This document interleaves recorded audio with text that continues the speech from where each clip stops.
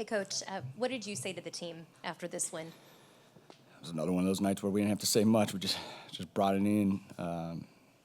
Obviously, with the back-to-back coming, but yeah, those games that end up like that, there's so much emotion in the game. You're walking off the court, you just kind of piece together play by play exactly what happened. So, a lot of joy in that locker room.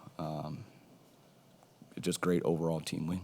And then we were able to get Goodwin post-game, but just his performance tonight, a new career high in points and also three-pointers with 8 threes made. Yeah. I'm not sure we win that one without Jordan Goodwin.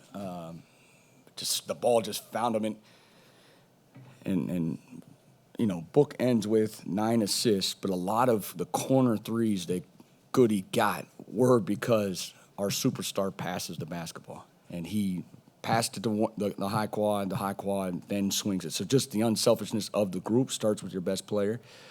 He had 9 assists, but I'm sure, you know, if you count the hockey assists, he probably had 15. So Goody got to his spots. He works incredibly hard.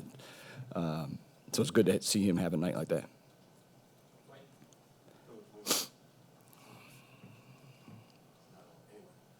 Coach, just looking at that, you just mentioned how he was, passing when he could have maybe been more selfish or broke. Maybe just speak to how he kept himself in the game, getting to the free throw line, how big that was for him to stay in the game and then to be able to hit the free throw. Yeah, totally.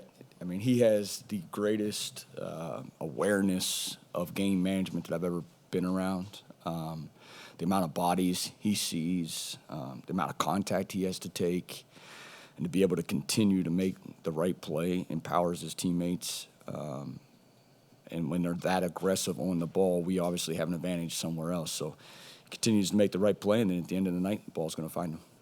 Curious, you looked like you were searching for a lineup, particularly that second half, all that second half. What led you to going with who you went with late in the game? Yeah, I mean, they it's just different what they do, how you have to guard them. You know, you can talk about the support behind the basketball, but the initial guarding the basketball is so important. So to have the ability to have multiple guys out there on the floor, they're going to find a matchup that they want to get to. But then to have the ability to guard across the board, it's something unique that we have, that you really can't target a certain guy. And then when we get in those ISO situations and the ball slows down and the possession starts, you can feel the shot clock getting against them. You know, just having the ability to not only guard, but they know that their teammates have their back. So I thought there was a couple of possessions again. Goody the one possession where he's one-on-one with the MVP. He's able to get a stop, and then we're able to get a rebound, which is a big piece to all this. You want to support, which puts you in a help position. You still do have to go get the rebound. Hey, Coach, it seemed like tonight was a clinic on just closing quarters the right way. How much do you kind of focus on that as a coach and tell your team? Yeah, we've talked about it since day one. Situations, call them our micro margins, get a report on them every game, especially the first 3 quarters. Talk about it with their team. We have a running tally of where we're at across the season. We have a group of people on staff that's what they do. Maxie does it. Maxie does our challenges. He does that. He sends me a report every single game. Guys believe in it. In games like this, they'll be reminded of how important they are. And definitely, I felt that in game. The end of quarters were really helpful for us. Jordan, from an execution standpoint, in the first half, it felt like you guys were right there, but I could see your frustration a few times. Just a few possessions went the other way. How did you see the team sort of click together in the second half with what you were looking for in that regard? Kellen, honestly, in the first half, I thought we played very well. And to be down 7, I thought we had played very well. And I knew our process was right. The data that we saw at halftime was with us. You just take care of the ball against this group. You force as tough twos as you can get. Our shots, I think we took 22 threes in the first half. Like, we felt that they were pretty good. Our quality of shots were pretty good against this defense. So we thought at halftime we were right there. We just had to get out of the locker room into that third quarter, forcing them to call the first timeout, which we did. We felt at halftime we were in a good place. And then just more general overall, whether it's Goody tonight, Colin other nights, anyone else like Jamari the other night, without Grayson and Jalen, for you guys to consistently find enough offensively, what does it say about the group that you saw way back in September, October, and how they continue to step up for each other? it's just a belief. I mean, again, it starts at the top. Like, with Book passing you the basketball, like they believe it. They feel that when your best player does that. It just empowers and gives confidence to the group. And like I said a couple games ago, we're finding things that we didn't expect, and our group is getting better individually for then the hope to get healthy. But we know how this goes. Like, you want to get healthy, you don't know. You don't know how it's going to end up. So we're finding guys step up, and it's one thing to step up in some other games, but to step up in this environment against that team, we want to, again, be in those spots. We want to be in those spots. That was definitely a spot against a really good team. And then to come out with a win and grow, that's helpful. Jalen Williams ties it up. What are you thinking after that? And, what are you thinking as the plays unfold and with ball in Book's hands against one of the best defenders in the league? Yeah, we knew they had a timeout left. We didn't have a timeout. 8 seconds left. We knew we figured they'd be aggressive when he caught it. I thought the spot he caught it in was pretty good. It wasn't super easy for them to come after him. I assume they liked the matchup that they had on him. We liked who had the basketball and the space he was able to have. We were just, when they have a timeout, you want to take it late enough. You want to take it late enough in the clock. We're obviously crashing the glass to try to, just in case something happens. But, yeah, it was about as good a spot as you can get against a really good defense.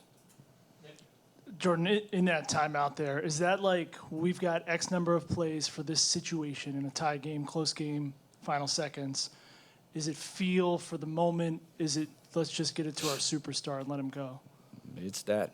I'm not sure it's much else than that. Like, there's a couple ways we can get him the basketball. We want the ball in his hands. Again, we figured they'd be a little aggressive. We knew the defenders they had out there.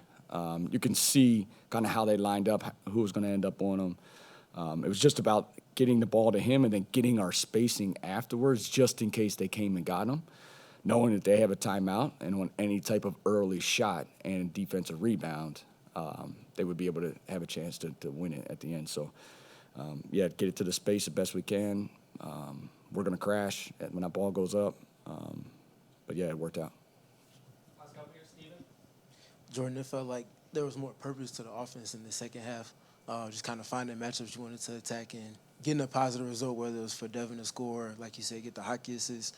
How did you see the execution shift from what it was in the first half to what it was in the second? Yeah, Steven, I know the score. There's a little feel in that, but I swear I thought we had good looks in the first half. Like, against this team, you got to shoot threes. We took 22 of them in the first half. I thought our shot quality was about as good as you can get against a really good defense. Second half, we definitely match up hunting a little bit more. But, we'll definitely take a look. I thought overall, against the elite of the elite defenders, we were able to try to get an advantage.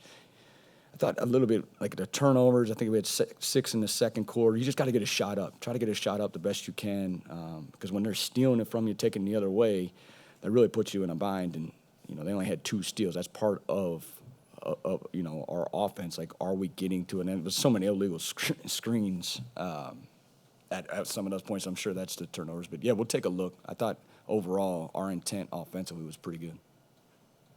It feels like when you're going against a team like OKC, they have tough shot makers, especially late in shot clock. So it's hard to close a possession after you do your work early. The late doubles you sent felt like they had impact on the rhythm and the shots and then going to get the boards after.